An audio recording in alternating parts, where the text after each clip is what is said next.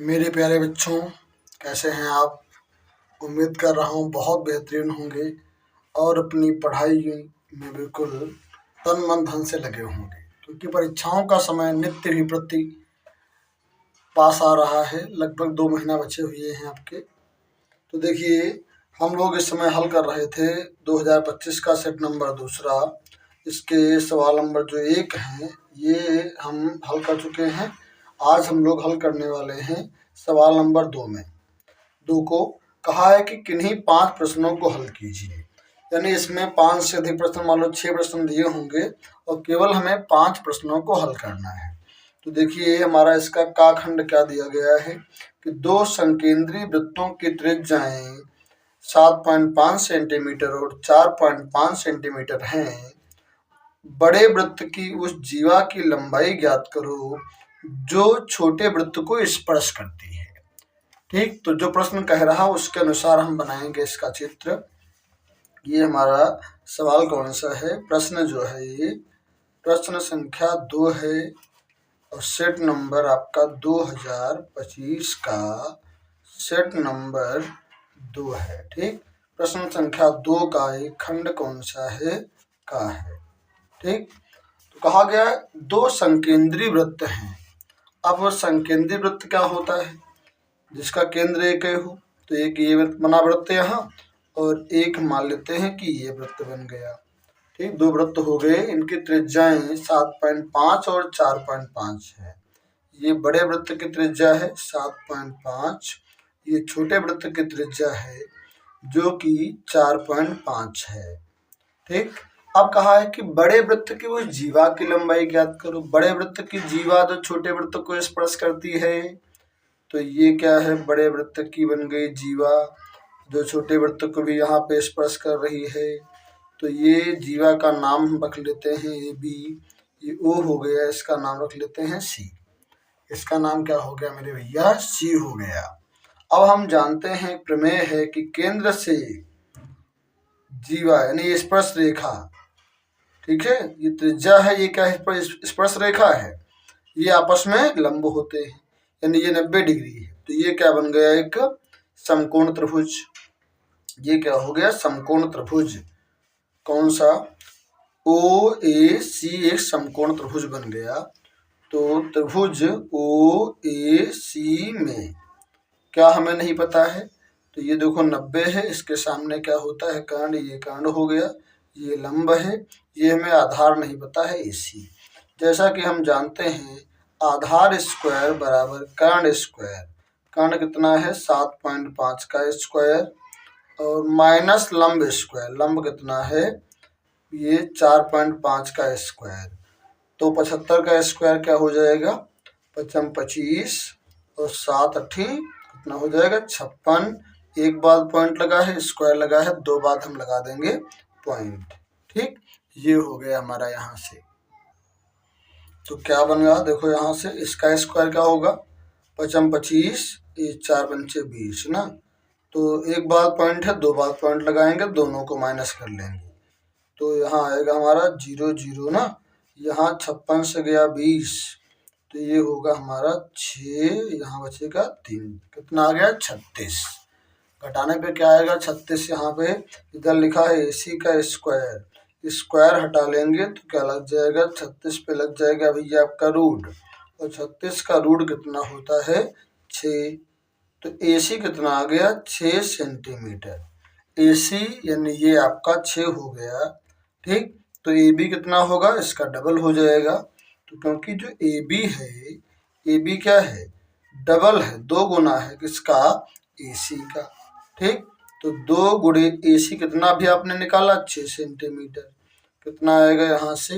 AB बराबर 6 दूना 12 centimetre. AB कितना आ गया? 12 सेंटीमीटर आ गया। ठीक, इस प्रकार आपकी जो जीवा है, ठीक, जीवा AB का मान हमने निकाल लिया। ठीक, ये हमें ज्ञात करना था, ये हो गया। अब ये देखो अगला सवाल क्या है? आपका सवाल नंबर है इसका दूसरा पार्ट, खंड खा। ये खंड खा। खंड खा में जो है आपकी आकृति दी गई है। ये हमारी एक आकृति है, एक त्रिभुज बना हुआ है। इस प्रकार ये हमारा जो है त्रिभुज है, ये बन गया त्रिभुज टी ये क्यों ये आर, टी क्यों आर एक त्रिभुज है। इधर से एक ये त्रिभुज और बनाया गया है, एस है, ये पी है और इसका नाम दिया गया है एंगल 2, ये हमारा इसका नाम रख दिया है 1। प्रश्न में क्या क्या दिया गया है देखो, यहाँ से क्या क्या इसमें दे दिया है हमें। इसमें दिया गया है क्यू आर बटे क्यू एस बराबर क्यू टी बटे पी आर, और दिया है कोण 1 जो है कोण 2 के बराबर है, ऐसा हमारा प्रश्न में दिया है। ठीक, हमें सिद्ध करना है, प्रूव करना है कि कोण पी क्यू एस समरूप है टी क्यू आर के, ऐसा हमें दिखाना है। देखिए क्या होगा यहाँ से। ठीक, यहाँ से हम कैसे इसको हल करेंगे। हल देखिए कैसे हल करेंगे। ये क्यू आर बटे क्यू एस, क्यू आर कहाँ है देखो, यहाँ से क्यू आर ये ट्रेंगल है क्यू आर, यानी ये मुझे लेना पड़ेगा अपॉन क्यू एस, यानी ये लेना पड़ेगा ना। क्यू आर क्या लिखा है, क्यू आर बटे क्यू एस, ये फिर लिखा है क्यू टी, यानी ये फुल ट्रेंगल लेना पड़ेगा अपॉन पी आर, ये देखो यहाँ से क्या दिया गया। अगर हम यहाँ से देखें, इस त्रिभुज को देखें यहाँ से ध्यान से, त्रिभुज पी क्यू आर में क्या है कि एंगल जो 1 है ना, यानी क्यू एंगल 1 जो है एंगल 2 के बराबर है, इसलिए इसके सामने की भुजाएं भी बराबर होंगी। इस त्रिभुज में ना 1 के सामने कौन भुजा है, ये पी आर, 2 के सामने कौन भुजा है, ये ठीक कौन सी है, पी क्यू। तो यहाँ से अगर ये कोण बराबर है तो पी आर और इसके सामने की भुजा पी क्यू बराबर होगी। क्या बराबर होगा, पी आर बराबर पी क्यू। ठीक, क्योंकि बराबर कोण के सामने की भुजाएं भी बराबर होती हैं। अब देखिए हमें दिखाना है पी क्यू एस, ये त्रिभुज लेना है, और टी क्यू आर यानी पूरा लेना है। ठीक, इन्हें दिखाना है समरूप। तो पी क्यू एस ना, कौन कौन त्रिभुज लेंगे भैया, यहाँ से पी क्यू एस, त्रिभुज पी क्यू एस व त्रिभुज क्यू टी आर में। ठीक, क्या क्या है देखो, यहाँ से प्रश्न में दिया गया है क्यू आर बटे क्यू एस बराबर क्यू टी बटे पी आर।